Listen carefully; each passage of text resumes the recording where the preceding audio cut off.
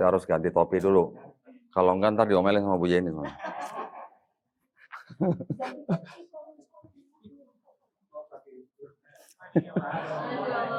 Kalau pakai ini ntar diomelin sama Bu Yeni, Pak. Baik, bismillahirrahmanirrahim.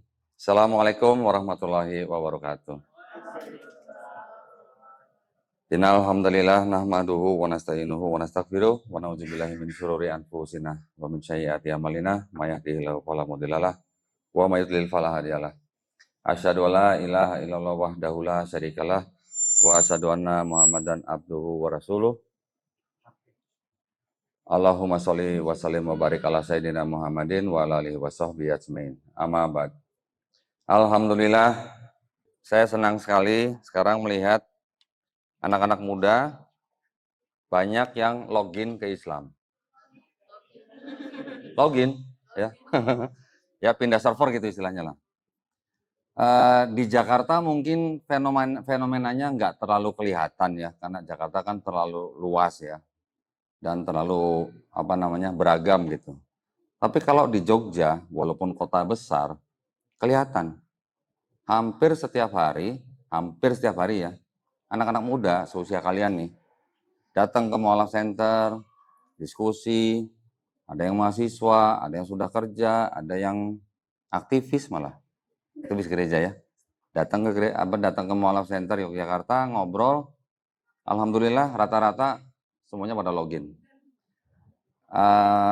Saya sering, hampir tiap hari, terutama bulan Ramadan kemarin ya, sering ditelepon sama Mualaf Center Yogyakarta. Jadi pada waktu ada orang datang ke tempat Mualaf Center ini, ngobrol, ada yang perlu diyakinkan atau ada yang mau ditanyakan, mereka video call dengan kita. Kita ngobrol melalui video call. Alhamdulillah banyak.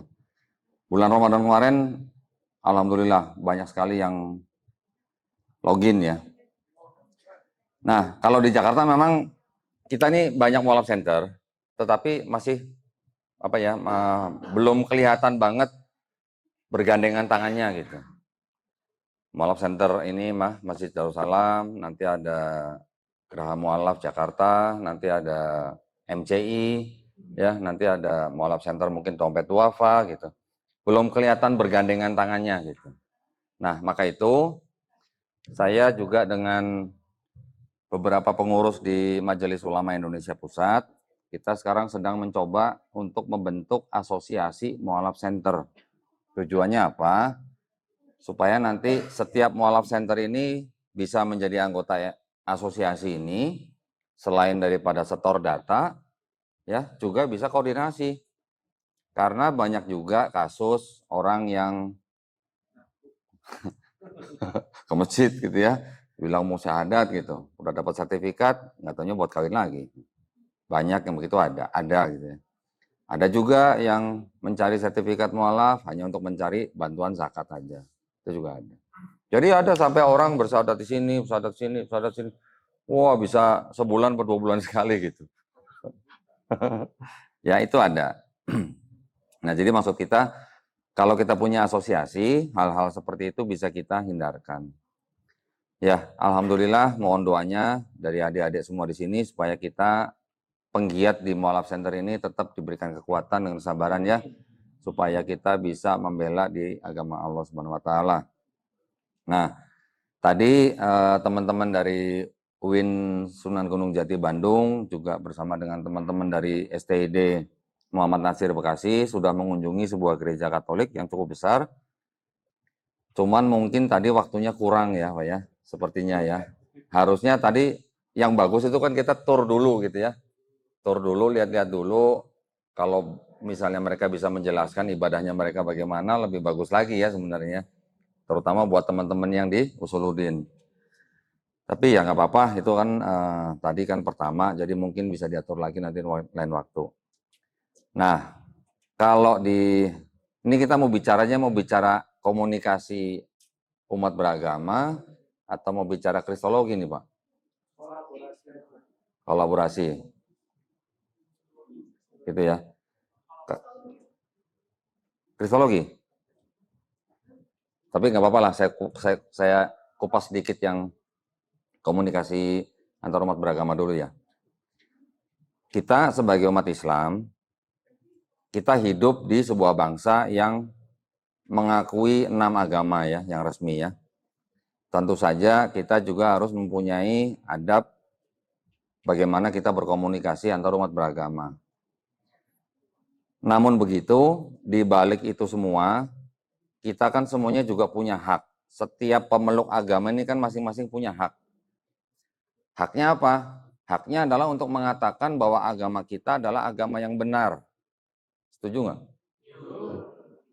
Beda nggak kalau saya bilang agama kita adalah agama yang paling benar? Salah. Kalau STD cepet jawabnya. Beda ya. Kalau kita bilang agama kita yang paling benar dengan agama kita yang benar, itu beda konteksnya. Kalau kita bilang paling benar, berarti yang lain juga benar. Kita yang paling benar gitu. Tapi yang lain juga benar gitu. Tapi kalau kita bilang hanya agama kita yang benar, kita harus berani mengatakan bahwa agama yang lain salah. Berani nggak? Tapi kan ini kita bicara di kalangan internal ya. Jadi maksudnya ini adalah kita supaya bisa menunjukkan sikap.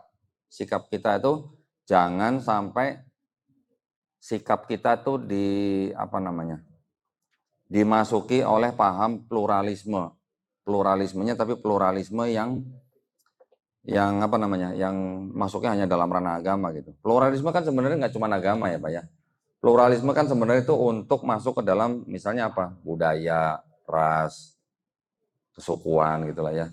Pluralisme beda-beda tapi jatuhnya ke Bhinneka Tunggal Ika.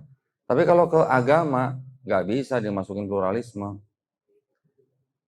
Kalau agama di pluralisme kan semua agama sama. Apa iya? Kalau sama nanti kenapa nggak semuanya masuk Islam aja gitu ya? Konsep Tuhannya beda. Konsep beribadahnya beda. Konsep keselamatannya beda. Saya pernah berkomunikasi dan berdiskusi dengan salah seorang lulusan STT. Ya. Ternyata di dalam STT itu juga cukup kuat diajarkan tentang pluralisme. Gitu Pak. Jadi dari awal pertama diskusi, dia sudah menyatakan bahwa pluralisme. Dia berani menyatakan semua agama tuh sama. Loh, saya tanya bener.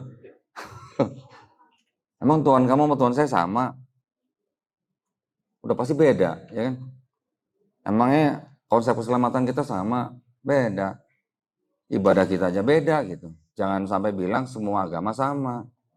Kalau mereka hanya terbatas gini Pak, terbatasnya itu hanya yang dimaksud dengan semua agama sama itu dibatasi dengan pemikiran bahwa semua agama mengajarkan kebaikan. Itu yang disebut semua agama sama mereka gitu ya. Terbatas sampai situ doang gitu. Tapi kalau sudah bicara konsep ketuhanan, konsep keselamatan, pasti beda. Ya. Oke, jadi kita sebagai umat Islam, kita harus berani menyatakan sikap bahwa tidak semua agama sama. Dan kita punya hak mengatakan bahwa ya agama kita ini yang benar gitu. Jangan bilang agama kita ini yang paling benar gitu. Harus bedakan gitu ya. Baik, nah sekarang kalau kita mau bicara mengenai Kristologi, sudah bergeser nih berarti ini. Sudah bergeser. Jadi kalau bicara komunikasi antar umat beragama, kita harus bisa menunjukkan akhlak sebagai umat Islam. Kita ini menyikapi orang yang beragama lain itu bagaimana sih? Kita juga harus bisa menunjukkan kepada mereka, kasihilah sesama manusia, kasihilah semesta alam, artinya kasihilah alam semesta gitu. Artinya apa? Bukan cuma mengasihi manusia, tapi juga mengasihi lingkungan. Betul nggak? Lingkungan harus kita kasih dengan cara apa? Menjaga supaya nggak rusak, kan gitu. Tumbuh-tumbuhan, binatang juga begitu. Nah, artinya gini, kalau kita sudah bicara komunikasi antar umat beragama di dalam ranah berbangsa dan bernegara, kita juga harus bisa menunjukkan bahwa kita adalah agama yang rahmatan lil alamin. Belum lagi nanti kalau misalnya kita bicara hadis-hadis ya, yang ajaran berkasih sayang itu, kalau sampai tetangga kita, baik yang muslim maupun yang belum muslim, saya bilangnya belum muslim ya, jangan non muslim, belum muslim gitu. Ada yang kelaparan, Kita yang menjadi tetangga dia, kita berdosa loh dianggapnya. Betul kan? Jadi ada tetangga mau yang muslim, mau yang belum muslim sampai kelaparan, kita aja sampai dianggap berdosa. Bagaimana kita nggak mengasihi sesama manusia gitu kan? Nah, kita juga harus bisa memperkenalkan yang namanya di dalam Islam juga ada yang namanya akhlakul khorimah.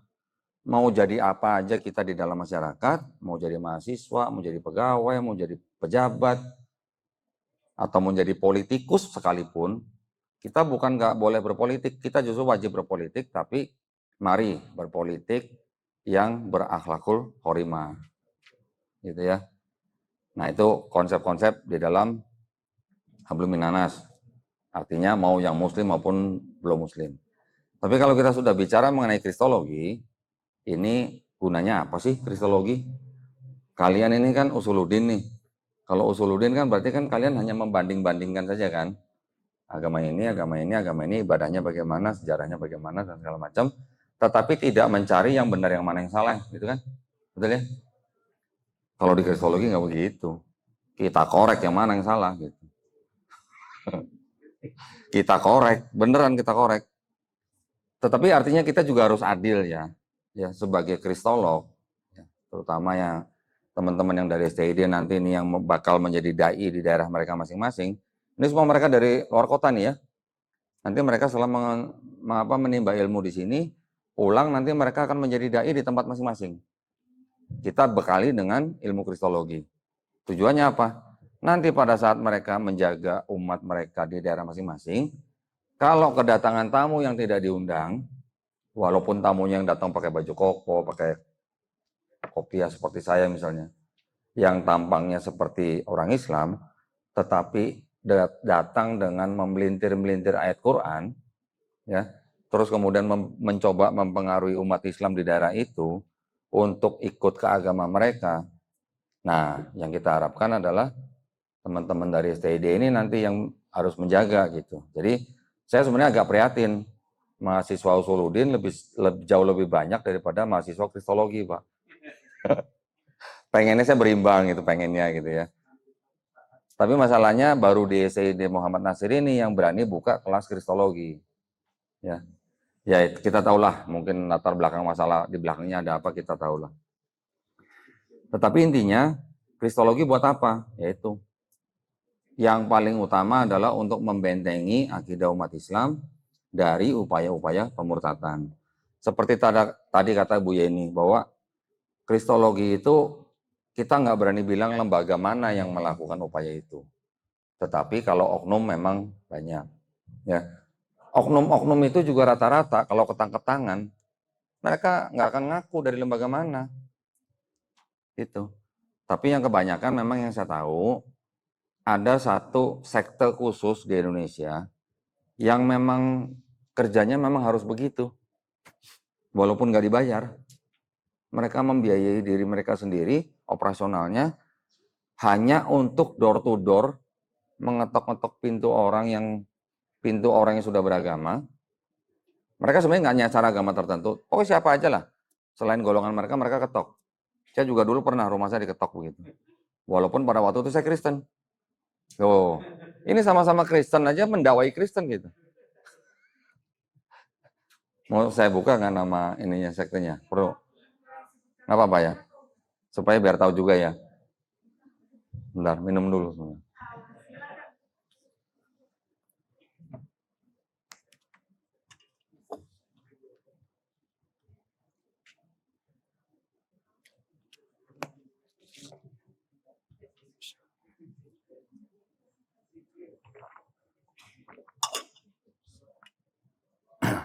Nah, kelompok itu yang gencar sekali door to door untuk menawarkan agama mereka, itu namanya kelompok Saksi Yehova. Ya, udah ada yang pernah dengar Saksi Yehova? Saksi Yehova ini sebenarnya dianggap mereka mengaku Kristen, tapi Kristen yang baru gitu, baru kemarin. Belum lama. Baru timbul di abad ke-19. Tahun 1870. Mereka mengakunya mengikuti ajaran daripada Arius, ajaran Arianisme. di abad keempat.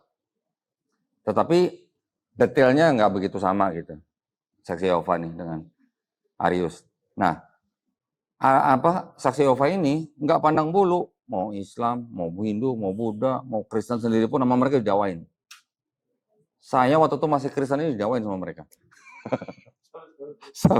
Karena mereka berbeda teologinya atau konsep ketuhanannya dengan Kristen mainstream ya, atau Kristen yang kelompok yang terbesar, yang kebanyakan. Intinya mereka tidak mengakui bahwa Yesus itu adalah Tuhan. Mereka mengakui bahwa Yesus itu adalah ciptaan, tetapi ciptaan yang paling mulia gitu, bahkan lebih mulia daripada malaikat gitu, lebih mulia dari malaikat. Saksi Yehova ini dulu sekitar tahun 70-an sempat dilarang oleh pemerintah Indonesia. Kemudian setelah zaman Gus Dur ya kalau nggak salah ya, dibuka lagi. Sekarang diizinkan lagi. Nah memang kelompok ini yang militan, sangat militan. Ini mereka nggak sungkan-sungkan door to door. Banyak yang ketangkap tangan ya nanti tinggal mereka pindah ke tempat lain. Gitu. Tetapi walaupun begitu juga lembaga yang lain ada nggak yang melakukan hal itu? Ada. Kenapa saya berani bilang? Karena saya juga dulu pernah jadi donaturnya gitu. Kalau bilang lembaga enggak, saya bisa tunjukin tuh di sono, gitu saya tahu. Tempatnya, targetnya juga saya tahu di mana. Ya, itu semuanya saya tahu lah. Baik, nah sekarang kita kembali lagi ke kristologi ini. Jadi untuk menghadapi kristenisasi, kalau tadi kita dengar Romo bilang bahwa kesulitan mereka membangun gereja karena ada isu kristenisasi, gitu kan? Gimana menurut kalian coba pernyataan seperti itu? Tadi kan saya nggak berani ngomong, Pak, nggak enak Pak kalau saya ngomong situ. Nanti kalau saya ngomong nanti jadi panjang. Nah, mungkin perkataan dia ada benernya, mungkin ya dari luar mungkin kelihatannya ada benernya bahwa mereka tidak melakukan hal-hal seperti yang dilakukan oleh kelompok lain yang saksi Yehova, mungkin benar. Tetapi ada juga Pak gereja Katolik di Malang Selatan nih, besar sekali gerejanya. Mereka mengajak orang-orang desa setempat untuk datang ke gereja, ya. Ya nggak bagaimana caranya. Tapi kalau yang masyarakat desa itu datang ke gereja itu untuk beribadah setiap hari Minggu, per kepala 100.000 tuh. Ini benar terjadi. Kita tahu di sana gitu. Kita juga punya daerah operasi di sana gitu. Nah sekarang kalau orang kampung, orang desa, satu kepala 100.000, cukup nggak Pak buat makan seminggu? Pak? Cukup kali ya? Satu kepala loh. Nah, gitu. Nah jadi itu tetap ada. Baik yang dari Katolik maupun yang dari Protestan. Nah, kalau yang teman-teman Usuluddin ini kan mungkin tahu ya bahwa kekristenan itu ada Protestan, ada Katolik. Tetapi apakah teman-teman tahu apa sih perbedaan Katolik dan Protestan? Pernah diajarin nggak sama dosennya? Hah? Mungkin kulit-kulitnya aja ya. Kitabnya sama nggak mereka? Yang Katolik berapa kitab? Nggak tahu. Tanya tuh STD itu. Nah, jadi kalau di kristologi kita mempelajarinya sampai ke akar-akarnya. Sampai ke basic daripada agama itu berdiri gitu. Ya. Dari mana ceritanya denominasi ini berdiri, dari mana ceritanya gereja ini berdiri gitu. Tadi kan kita tahunya Katolik, Protestan. Ada lagi. Nanti yang namanya Nestorian, Ortodoks. Protestan juga banyak banget itu di bawahnya Protestan. Kalau Katolik nggak terlalu banyak ya, mungkin kebanyakan hanya gereja-gereja Latin. Tapi di bawah Protestan ada Lutheran, ada Anglikan. Hah? Nah, Calvinis itu disebut dengan Reform. Ya, nanti ada lagi Baptis, ada lagi Metodis. Nanti timbul pemahaman First Great Awakening, Second Great Awakening, Third Great Awakening. Terus pokoknya di bawahnya itu banyak sekali. Sampai nanti keluar Pantekosta gitu. Yang datang ke Indonesia, ya berbagai macam denominasi itu yang datang ke Indonesia. Jadi kalau kita bicara Protestan, cuma satu Protestan, di belakangnya mereka ternyata banyak sekali. Nanti ada yang hanya mengedepankan soal Roh Kudus, nanti ada yang berbicara Roh Kudus. Ngakunya bicara Roh Kudus loh, Pak. Si raba-raba gitu. Raba-raba siapa gitu kata saya. Ya, nanti ada yang KKR lah, penyembuhan segala macam gitu-gitu. Nah, kita yang umat Islam kalau nggak ada yang mempelajari hal-hal seperti itu, bagaimana kalau nanti kita kedatangan tamu yang nggak diundang tadi itu? Ya. Jadi saya sebagai praktikus kristologi gitu ya, setiap kali saya mau berdialog dengan kalangan mereka, saya juga tanya dulu, oh, Kristen, Kristen apa? Katolik, Protestan, Protestannya yang mana dulu nih? Karena setiap beda sekte itu pemahamannya sudah sedikit berbeda-beda. Gitu. Apalagi kalau bilang Ortodoks. Ortodoks ada lagi bedanya sama Katolik. Ada yang tahu nggak Katolik itu kapan? Resmi sebagai institusi Katoliknya itu kapan? Ada yang tahu nggak? Belum lama ternyata. Baru di abad 11 baru pecah. Kekristenan, atau enaknya saya gambarin kali ya. Singkat aja ya, ini ya yang singkat aja ya.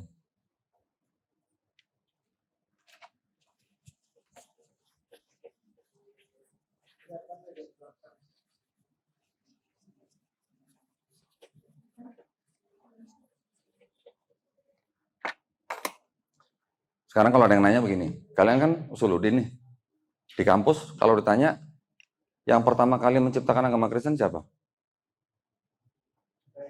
Ayo. Paulus. Paulus itu orang Yahudi bukan?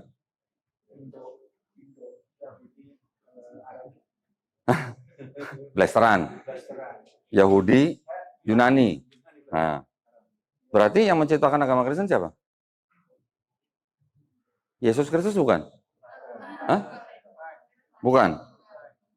Tapi kalau di sekolah dasar atau SMP menengah, kalau ada ujian, ya, yang menurunkan agama Yahudi adalah Nabi Musa. Salah apa benar? Hah? Salah. Tapi kalau jawab salah, sama gurunya disalahin. Yang menurunkan agama Kristen adalah Nabi Isa. Salah apa benar? Hah? Nggak tahu banyak. Helen aja nggak tahu. Nggak tahu, karena nggak yakin kan.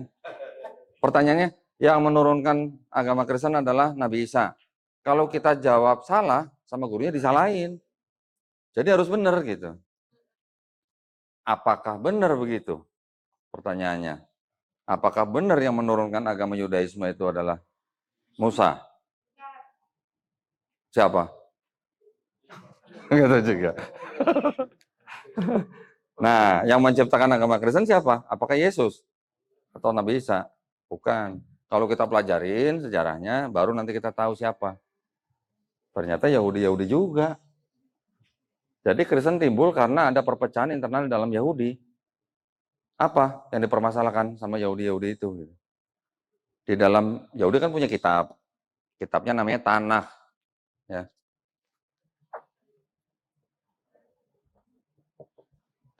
Tanakh ini singkatan dari Torah, Nevi'im, Ketuvim. Torah itu yang disebut dengan 5 kitab Musa. Nama kitabnya Kejadian, Keluaran, Imamat, Bilangan, Ulangan. Kemudian Nevi'im itu adalah kitab-kitab yang menceritakan tentang nabi-nabi, Nevi, nabi. Mirip kan? Menceritakan tentang kitab nabi-nabi, ada nabi-nabi besar, ada nabi-nabi kecil, Yeskiel, Yeremia, kemudian Yesaya, nanti ada nabi-nabi yang kecil-kecil, Hagai, Maliaki, segala macam. Kemudian Ketuvim. Ketuvim itu adalah tulisan-tulisan. Misalnya yang dianggap dengan Mazmur. Nah, pernah dengar nggak Mazmur itu? Ternyata yang dimaksud dengan Zabur. Di dalam Quran kan disebutkan kan bahwa Quran juga membenarkan Taurat, Zabur, Injil gitu kan. Zabur itu yang dimaksud dengan Mazmur. Nah, apa yang dipermasalahkan oleh Yahudi yang tetap sekarang memegang Yudaismenya dengan Yahudi-Yahudi yang menciptakan kekristenan? Di dalam tanah ini ada konsep yang disebut dengan konsep Mesiah. Kita mengenal dengan kata Al-Masih. Ya. Mesiah ini artinya adalah orang yang diurapi. Orang yang diurapi ini bisa nabi, bisa raja, bisa juga imam. Ya, mereka juga mengenal imam gitu. Imam-imam di dalam bangsa Yahudi itu diambil dari satu suku yang namanya suku Lewi. Gitu. Yang menjadi imam yang besar pertama adalah Imam Harun. Kita mengenal dengan Nabi Harun alaihissalam. Okay. Mesias yang di dalam tanah itu nanti dibilang akan datang, ya akan datang lagi. Bukan akan datang, akan datang. Dia harus keturunan Nabi Daud, ya disebutnya benih daripada Daud, Raja Daud gitu. Dan Mesias yang dijanjikan ini adalah dia nanti akan menjadi raja bangsa Israel atau bangsa Yahudi. Pada waktu semua orang di bumi ini mengenal Hasem. Hasem itu adalah kata ganti untuk Tuhan Sang Maha Pencipta gitu. Jadi dianggapnya semua orang di bumi ini sudah mengenal Hasem atau Tuhan, dan di seluruh bumi itu sudah tidak ada orang yang mengangkat senjata untuk perang. Baru Mesias itu datang. Ini menurut kalangan Yudaisme. Nah, yang kekristenan ini, dia, kalau dia bilangnya Mesias yang dijanjikan di tanah itu, sudah datang. Siapa? Yaitu Yesus Kristus itu yang dijanjikan gitu. Tapi ternyata kalau menurut orang Yudaisme, bukan. Itu walaupun dia dari siapa namanya, dianggap orang tuanya adalah Yusuf dan Maria, yang mungkin masih ada hubungan dengan Daud, tapi kan mereka percayanya juga Yesus Kristus kan juga dilahirkan dari seorang perawan dari Roh Kudus, bukan benih dari Yusuf gitu. Ya kan? Di Islam kita juga percaya bahwa Nabi Isa Al-Masih lahir dari perawan Bunda Maryam, juga tidak punya suami gitu loh. Ya. Itu yang dibantah oleh orang Yudaisme. Nggak mungkin dia Mesias yang dijanjikan karena dia lahir dari perawan. Dan orang Yahudi tidak percaya kelahiran dari seorang perawan. Nggak percaya, nggak menerima. Dibilang hoax itu kalau itu. Ya. Nah ya. Satu. Kemudian pada waktu Yesus masih hidup di bumi, masih ada perang. Masih Palestina kan masih dijajah oleh Romawi. Ya kan? Jadi kalau namanya masih ada perang, berarti itu bukan Mesias yang dijanjikan gitu. Dan satu hal lagi yang paling utama adalah orang Yudaismenya mengetahui, sangat mengetahui bahwa yang disebut dengan Mesias yang akan datang itu bukan Tuhan sendiri yang turun dari surga ke bumi gitu. Mesias itu bukan Tuhan gitu buat orang Yudaisme. Tapi kalau orang Kristen bilangnya Yesus ini adalah Mesias yang dijanjikan, dia juga Tuhan yang turun dari surga ke bumi gitu. Ini perbedaan yang sangat-sangat mendasar. Ya. Maka itulah terpecah menjadi dua, yang Yudaisme itu yang tidak percaya Yesus Mesias disebut dengan Yudaisme Rabinik. Kalau yang percaya dengan Yesus Mesias yang dijanjikan itu menjadi kekristenan. Ya. Kekristenan ini timbulnya karena yang tadi bilang Paulus itu. Tetapi sebenarnya selain daripada Paulus juga ada kelompok-kelompok lain. Yang pertama adalah kelompok Yahudi Saduki. Nanti ada lagi Zelot. Ini orang-orang Yahudi yang hidup pada zaman kira-kira di beberapa puluh tahun sebelum abad pertama dan seterusnya sampai tahun 70 Masehi ya. Jadi ini pada masa Bait Suci Yahudi yang kedua ya. Jadi masanya kira-kira tahun 60 sebelum Masehi sampai tahun 70 Masehi. 60 Masehi itu maksudnya mulai dari masuknya Roma sebagai penjajah. Bait Suci yang pertama kan dihancurkan kira-kira tahun 500-an ya oleh Babilonia, kemudian dibangun lagi di awal atau di akhir abad ke-6 yang dibantu oleh kerajaan Persia. Setelah dibangun sampai tahun 70 Masehi baru dihancurin lagi. Nah ini adalah kelompok-kelompok Yahudi yang hidup pada saat itu. Nanti ada lagi yang disebut dengan kelompok Farisi. Nanti ada lagi di sini Samaritan. Samaritan ternyata Torahnya berbeda dengan Torahnya kelompok ini gitu. Ini punya Torah, dari sini ke sini juga punya Torah gitu. Beda ternyata. Kalau yang Samaritan mereka mempercayai bahwa gunung yang dimaksud gunung pada saat Nabi Abraham mau menyembelih anaknya itu Gunung Gerizim. Kalau yang di sini Gunung Moria, beda tempatnya. Jadi mereka punya Torah sendiri, apa? Kepercayaan juga beda, gunungnya beda gitu. Nah, yang ini sebenarnya kelompok elit sebenarnya, yang Saduki ini. Spidolnya udah mau habis ya? Kelompok elit yang mereka sebenarnya, ya walaupun mereka percaya dengan hal-hal yang gaib, tapi tidak terlibat dalam pembentukan agama Kristen. Oh itu gede ya, udah nggak apa-apa. Nah, kelompok Zelot ada karena salah satu murid daripada Yesus juga berasal dari kelompok ini. Yang disebut dengan Paulus itu berasal dari sini, kelompok Farisi. Tetapi Paulus itu sebenarnya juga orang blasteran, ya. Ayahnya orang Yahudi dari suku Benyamin, ibunya dari Tarsus, Yunani gitu. Nah, sekarang kita ini dah. Kalau seorang anak dari kecil biasanya dekat sama bapaknya atau ibunya sih? Ibu ya. Nah, kalau ibunya Yunani, sedangkan Yunani itu memiliki kepercayaan Helenisme, nyembah dewa ini, dewa ini, dewa ini gitu. Dewa ini bisa turun jadi manusia gitu. Atau bahkan dewa ini bisa mengamili wanita, manusia, punya anak setengah dewa, setengah manusia gitu. Pernah dengar yang begitu? Ya kan? Ada Hercules. Hercules adalah anak dewa Zeus. Dewa Zeus adalah dewa yang dianggap paling tinggi. Ya. Nanti dewa Zeus menghamili perempuan namanya Danae dalam bentuk hujan emas, punya anak Perseus. Sama. Jadi Perseus sama Hercules ini sama-sama disebut setengah manusia, setengah dewa gitu. Yesus juga disebut begitu. Walaupun bahasanya mungkin sedikit beda ya. Yesus disebut apa? Memiliki dua sifat. 100% manusia, 100% Tuhan gitu. Kira-kira bedanya apa sama Hercules? Kurang lebih sama ya sebenarnya. Kurang lebih lah, konsepnya kurang lebih sama gitu. Nah, jadi tadi dari Paulus dari sini, baru di sini ada kekristenan.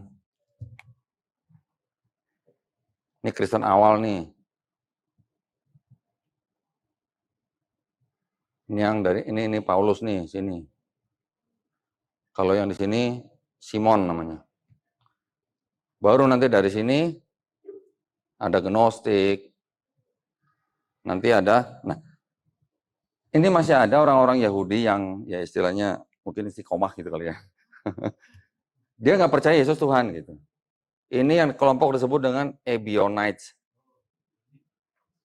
Ya, Ebionites. Ini kelompok orang Yahudi yang tidak menganggap Yesus sebagai Tuhan, mereka menganggap Yesus hanya sebagai pemimpin rohani gitu. Kalau yang utama di sini yang ngikutin ajaran Paulus, ini yang menjadi gereja awal nih. Kalau yang di sini nanti ada yang disebut dengan Gnostik. Yang ini punah, yang ini juga punah sebenarnya. Tapi punahnya ini sebenarnya melebur ke Islam. Yang ini Ebionites ini. Ya.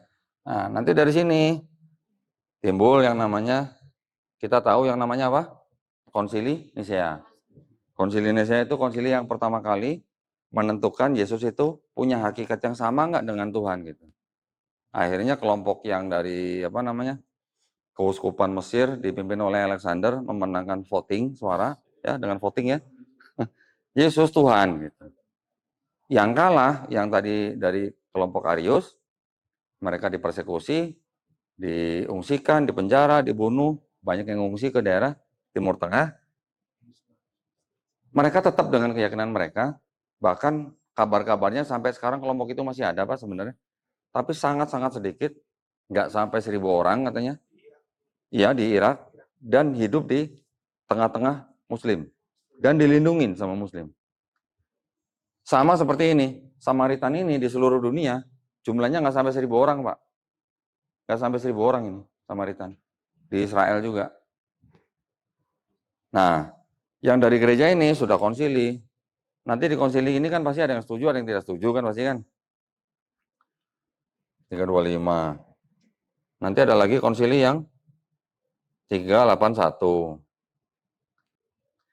Nah, nanti dari 381 ada lagi konsili lagi 431. Maria Tuhan atau bukan gitu. Jadi Maria di situ dianggap sebagai Theotokos, bunda pengantar Tuhan ke bumi. Kenapa? sampai mereka menyatakan seperti itu? Karena ada kelompok lain yang percaya atau menyembah Maria juga sebagai Tuhan. Di mana? Malah tumbuhnya di Arab. Kelompok itu disebut dengan kelompok Koliridianisme, menyembah Maria sebagai Tuhan gitu. Nah, dibantah, oh itu sesat, bidat gitu. Di konsili yang 431 di Efesus. Nanti ada lagi konsili 451 di Kalsedon. Nah, di Kalsedon itu yang penting ya. Jadi ini habis ini konsili 431 Efesus, 451 Kalsedon. Di Kalsedon inilah nanti mulai terpecah gereja itu menjadi Katolik dan Ortodoks. Ya, Ortodoks nanti, tapi sebenarnya perpecahannya itu setelah ada yang disebut dengan gereja apostolik. Gereja apostolik itu artinya gereja-gereja yang menggunakan sistem patriarki. Gitu.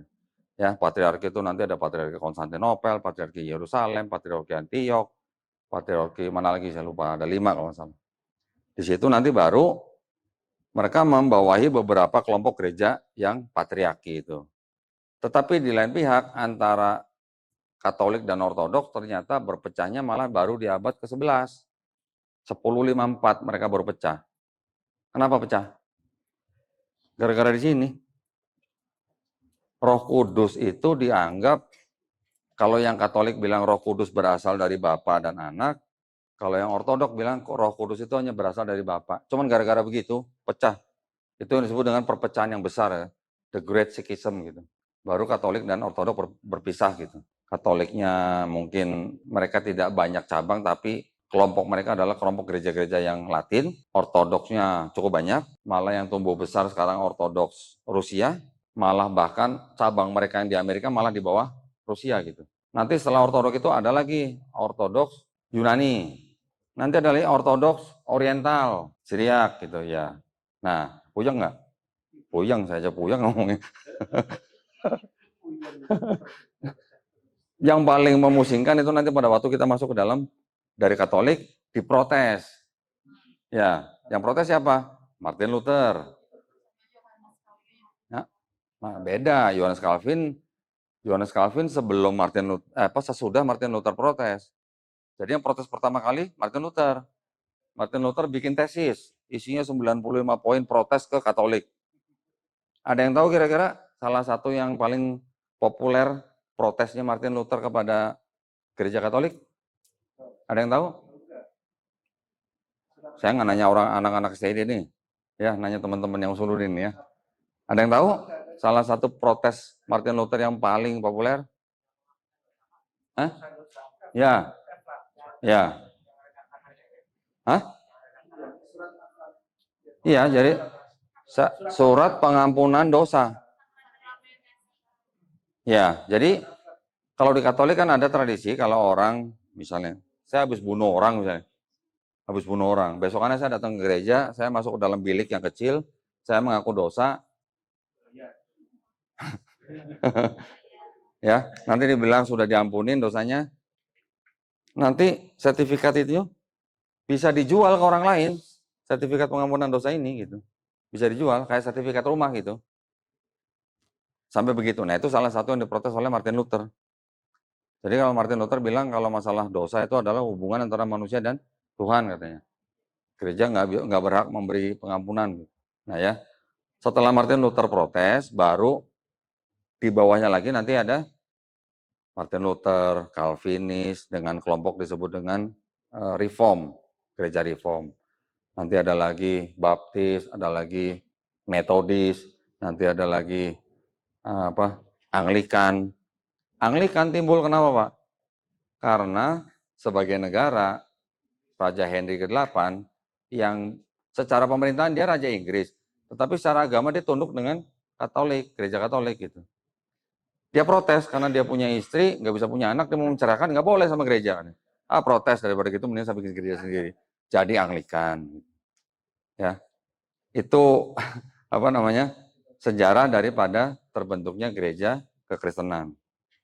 Ya, dari mulai gereja awal sampai menjadi apa yang terpecah, Katolik, Ortodok, nanti Katolik pecah lagi Protestan, Protestan pecah lagi.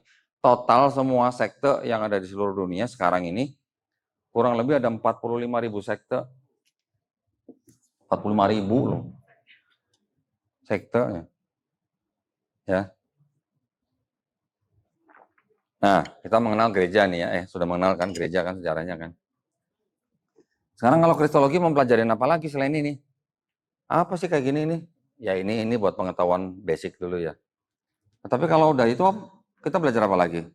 Konsep ketuhanan mereka, ya kan?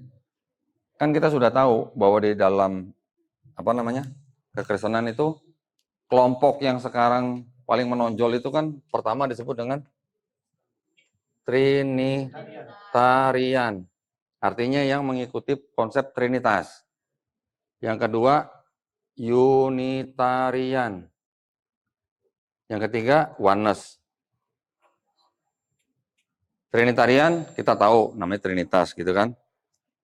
Ada Tuhan Bapa, Tuhan Anak, Tuhan Roh Kudus. Tetapi bukan 3 Tuhan tapi 1 Tuhan gitu. Ada yang paham nggak? Ada yang paham? Bapa itu Tuhan, Yesus itu Tuhan, Roh Kudus itu Tuhan. Tetapi bukan 3 Tuhan tapi 1 Tuhan. Ada yang paham? Kalau yang aku paham berarti nggak paham deh. Tetapi kalau buat teman-teman kita yang Katolik atau yang Kristen, Protestan, mereka bisa menjelaskan menurut versi mereka, ya monggo gitu ya. Nanti maju lagi. Bapa Maha Kuasa, Yesus Maha Kuasa, Roh Kudus Maha Kuasa, tapi bukan 3 Maha Kuasa, tapi 1 Maha Kuasa gitu. Bapa bukan Yesus, Yesus bukan Roh Kudus bukan Bapa, tetapi semuanya adalah Tuhan. Ketiganya adalah Tuhan. Ada yang paham?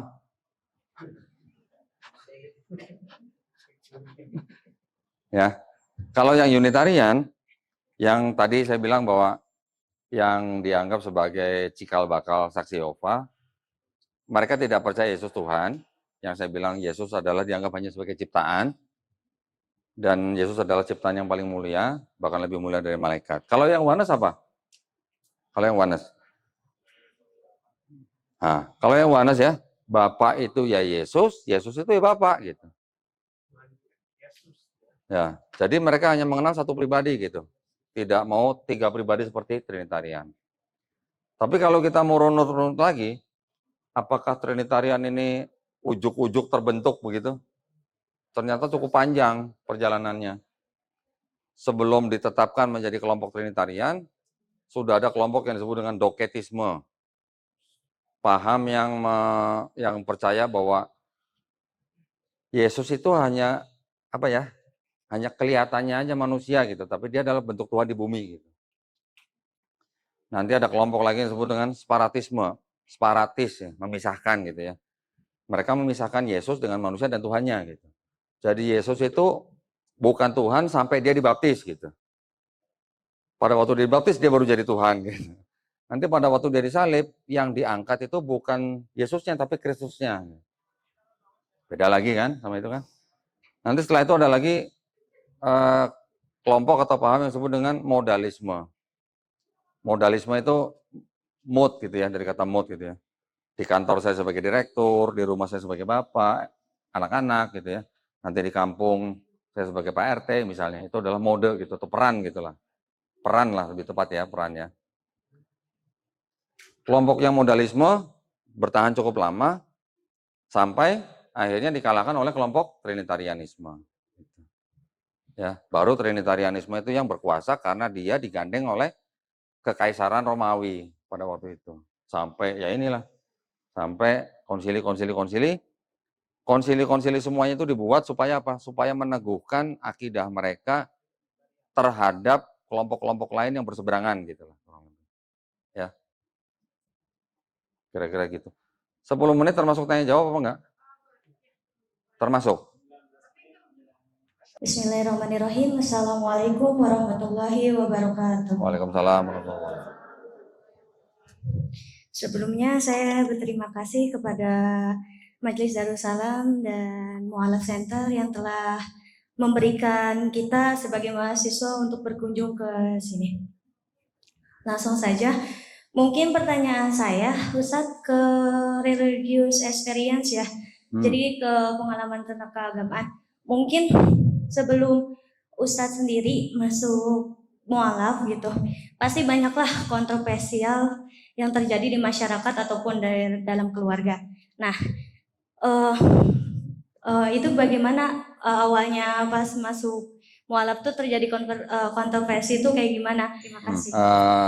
Yang disebut dengan fenomena mualaf gitu ya, yang mungkin sering didengar, dibuang keluarga, dicoret dari daftar anggota keluarga, bahkan dicoret dari daftar warisan gitu. Itu memang terjadi. Ini feedback terus ya ini ya. Memang terjadi, tapi tidak semua lah, tidak semua. Kedengeran nggak suara saya? Kedengeran ya? Tidak semua. Saya termasuk berada di dalam keluarga besar yang tidak sampai begitu gitu. Ya paling cuma ditanya sama kakak perempuan saya, kenapa? Hah? Oh iya, sorry. Keluarga saya nggak sampai ngebuang begitulah. Saya cuma ditanya sama kakak perempuan saya, ini bahasa kita gitu ya, ngapain lu masuk Islam gitu. Saya cuma jawab gini, gua mau ikut Yesus gitu. Kakak perempuan saya bingung, lah kan selama ini kita ngikut Yesus. Tadi kalian perhatikan nggak perkataan daripada Romo, bahwa mereka mengaku sebagai apa? Pengikut Yesus, ya kan? Kalau di dalam Kristologi kita bedah tuh, kita bedah semua, bener nggak Kristen itu pengikut Yesus? Kenapa kita bisa ngomong begitu? Karena di dalam Bible mereka sendiri diceritakan bahwa Yesus itu puasa, Yesus itu sunat, Yesus itu doanya sujud, Yesus itu matinya dikafanin. Sekarang saya mau tanya, umat beragama mana yang disunat, terus mati dikafanin, doanya sujud, nggak makan babi, puasa lagi. Umat beragama mana yang begitu?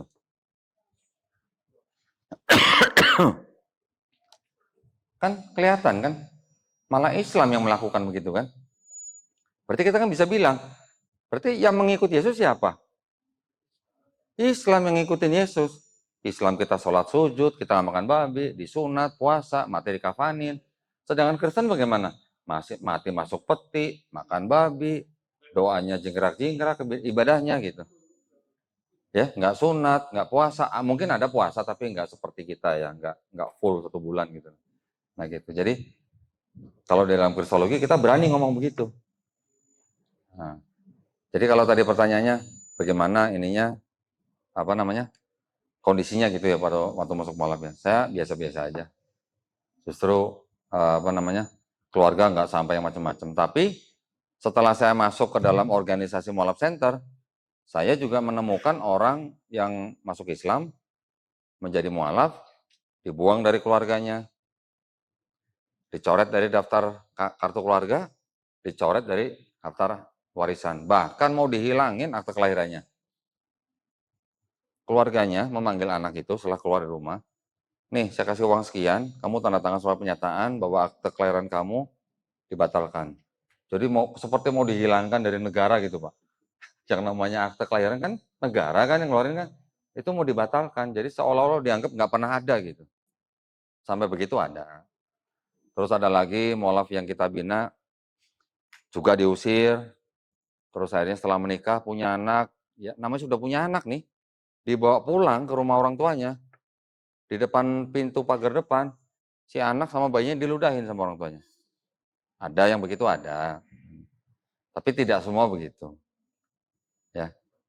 Jadi kita jangan menyamaratakan mualaf pasti susah, enggak. Saya nggak termasuk yang susah. Santai-santai aja. Bahkan malah 7 tahun sebelum saya mualaf, papa saya malah udah mualaf duluan gitu. Ada nggak sih di mualaf center ini atau Bapak berpengalaman pernah melihat bahwasanya ada yang udah mualaf tapi malah sampai balik arah gitu atau malah pindah lagi ke agama yang ke awalnya. Yang balik lagi. Iya, kayak tadi yang dijelasin tadi. Nah, sikap Bapak tuh bagaimana sih sebagai organisasi mualaf center ini menanggapi seperti itu? Terima kasih. Tadi saya bilang kan bahwa setiap warga negara kan dilindungi kan haknya kan untuk memeluk dan menjalankan agama masing-masing kan. Kita tidak boleh melarang orang untuk memeluk agama tertentu gitu. Kalau kita larang justru kita melanggar undang-undang gitu. Jadi kalau misalnya sampai ada mualaf yang sudah masuk Islam kemudian dia balik lagi, Ada aja itu mah, ada aja. Ya buat kita nggak ada masalah. Islam nggak butuh orang seperti itu gitu. Santai aja kita. Assalamualaikum warahmatullahi wabarakatuh. Waalaikumsalam warahmatullahi wabarakatuh. Izin bertanya Ustadz, sebelumnya nama saya Imam Ihsan. Saya menaruh perhatian kepada beberapa kelompok yang ingin memurtadkan tadi gitu ya, memurtadkan umat Islam menjadi keluar Islam seperti yang terjadi di Malang tadi. Nah, kelompok-kelompok itu apakah tumbuh besar di Indonesia eksistensinya gitu? Dan apabila kelompok itu tumbuh, pasti ada yang mensuplai dana gitu. Nah, itu dari mana Ustadz untuk bisa pergerakannya untuk bisa terus menerus gitu. Terima kasih. Assalamualaikum warahmatullahi wabarakatuh. Ya, kalau untuk yang Katolik kan jelas ya, tadi disebutkan bahwa pusat mereka itu kan di Roma kan, Italia kan, Vatikan. Kalau yang ke Protestan itu dari Belanda, pusatnya dari Belanda. Dan itu nggak kecil duitnya. Selain dari luar negeri, juga kan dari jemaat mereka yang di sini. Saya dulu termasuk yang ke gereja itu kalau minggu pertama saya dikasih amplopnya 3. Amplop pertama untuk kolektor ini kalau di kita ini infak lah ya. Amplop kedua pembangunan, amplop ketiga perpuluhan. Ya kan doktrinnya kan yang memberi diberi gitu. Belum lagi perpuluhan. Pernah dengar perpuluhan? Belum? Mirip kayak zakat. Zakat kita berapa persen? 2,5%. Tahu nggak perpuluhan berapa persen? 10. Tiap bulan loh. Iya, ya termasuk saya juga dulu, gitu. Makanya saya bilang setiap minggu pertama saya masuk gereja, setiap jemaat itu dikasih 3 amplop itu tadi. Kolekte, kemudian pembangunan, kemudian perpuluhan. Ya, semua yang masuk gereja waktu itu ya dikasih amplop cuma 3. Nah, cuman kan nggak tahu yang dimasukin dalam amplop 2.000, 5.000, 1 juta, 2 juta kan nggak ada yang tahu kan. Tapi belakangan waktu saya pindah gereja di Kuningan itu waktu itu, itu udah canggih Pak. Jadi mereka kalau mengedarkan apa tuh namanya kayak kolektor, ya kalau kita kan kotak lah ya, kotak infak. Mereka ada yang pakai kantong gitu kan. Zaman sekarang nggak begitu lagi. Pakai mesin edisi. Kartu kredit colok. Atau kartu debit colok. Gitu udah canggih. Gitu ya. Jadi jemaat juga memang perannya besar dalam gereja. Apa namanya? Kalau kolektor itu kan seperti infak gitu ya, untuk apa namanya? Mungkin kegiatan sosial mereka lah. Kalau perpuluhan itu kan tergantung dari gerejanya. Kalau gerejanya besar dan punya banyak cabang, perpuluhan itu akan lari ke pusat dulu. Nanti pekerja-pekerja di gereja itu termasuk pendetanya digaji. Ya. Tapi kalau gerejanya kecil, nggak punya pusat, ya perpuluhan semuanya masuk ke gereja itu gitu. Kalau pembangunan, nah ya sudah itu buat misi mereka buat bangun-bangun fasilitas ibadah. Ada yang tahu di Jalan Tol Jagorawi, gedung SCCC kalau nggak salah ya. Dulu namanya kalau nggak salah itu Sentul Convention Center. Ya. SICC. SICC. Besar nggak itu gedung? Besar kan itu kan? Disebutnya Convention Center. Tapi sebenarnya gereja. Karena saya juga dulu nyumbang buat bangun itu. Tiap bulan. Tiap bulan. dan semasa sekitar 1-2 tahun sebelum itu dibangun dan selama pembangunan itu di belakang mereka kan ada desa-desa kan. Itu desa-desa tuh dalam tanda kutip dipelihara dalam arti apa? Pendekatan supaya mereka tidak menolak, supaya mereka ikut, bahkan kan dibantu air bersih, kesehatan, sekolah, pekerjaan. Sudah dikasih pekerjaan gitu untuk bantu. Terus giliran sudah kerja, sekolah gratis, air bersih gratis, suruh masuk gereja, bisa nolak nggak? Ada perasaan utang budi kan, gitu. Yang terjadi kebanyakan begitu. Waktu saya di gereja yang lain juga begitu. Kita kirim satu tim. Nanti setiap minggu kebaktian tuh ada foto-fotonya. Apa namanya, ngebor pompa. Satu titik aja di daerah itu bisa 200 juta. Karena saking susahnya air bersih. Bangun sekolah, bangun puskesmas. Kira-kira setuju nggak sama pemerintah daerah kalau kita mau bangun fasilitas seperti itu? Hah? Setuju nggak? Tapi kita juga bangun gereja ya. Gimana nolaknya?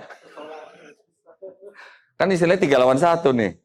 Saya bangunin fasilitas air bersih, saya bangunin sekolah gratis, saya bangunin puskesmas gratis. 3 nih, tapi saya bangun gereja 1. Mau nolaknya gimana? Susah. Itu yang terjadi. Saya juga termasuk penyandang dananya.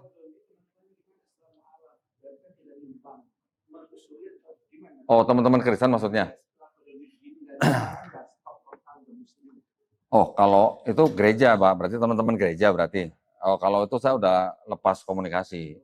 Lepas komunikasi. Tapi kalau yang dari teman-teman saya mungkin dari sekolah atau apa, ya ada yang tahu ya nggak masalah. Nggak apa-apa. Cuman ini apa namanya, saya kadang-kadang tuh sedihnya gini. Mungkin karena saya juga nggak mempublikasi ya. Setahun, 2 tahun, 3 tahun pertama tuh, setiap Natal saya masih dapat ucapan Natal, Pak. Selamat Natal. Masih sering dapat ucapan seperti itu. Sampai saya tahu, nah yang saya sedihnya lagi, dari yang mengirimkan ucapan selamat Natal itu, juga sebagian dari teman-teman Muslim. Kalau yang teman Muslim, saya selalu balas, oh sekarang saya udah Muslim, Alhamdulillah. Ya, itu yang lain. Izin Bapak, saya ingin tahu gitu ya, motivasi awal Ustadz Doni ini menjadi mu'alaf. Ini pertanyaannya pendek tapi jawabannya panjang jawabannya. Nah, tapi singkatnya aja, saya akhirnya memilih untuk masuk Islam karena saya bisa membuktikan bahwa di dalam Bible itu bukan firman Tuhan. Ya. Maksudnya bukan semuanya firman Tuhan gitu. Jadi banyak campur tangan manusia gitu.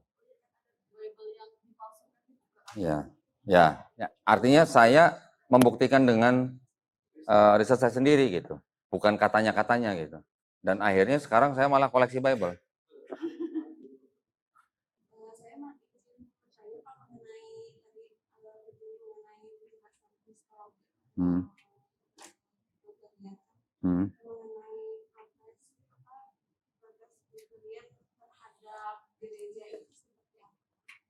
Disebutnya dengan istilah tesis.